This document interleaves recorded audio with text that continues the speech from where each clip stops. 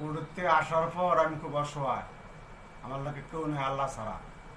আল্লাহ আছে আমার, আমি আছি।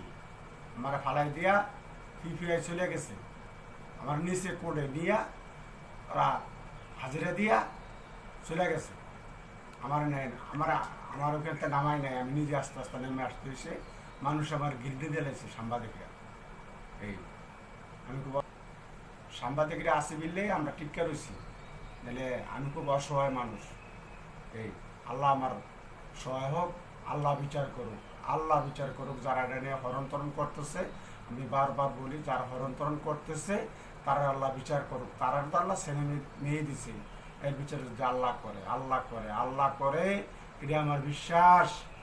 জনগণের কাছে জনগণের বিচার চায়, বিশ্ববাসী বিচার চায়, জনগণ বিচার চায়, এবং কি বিশ্ববাসীও বিচার চায়। এখানটা আমার মেয়েরা মারা গেছে, ক্যান্টনমেন্টে আমার মেয়েরা মারা গেছে, এটাই বিশ্বাস করে না।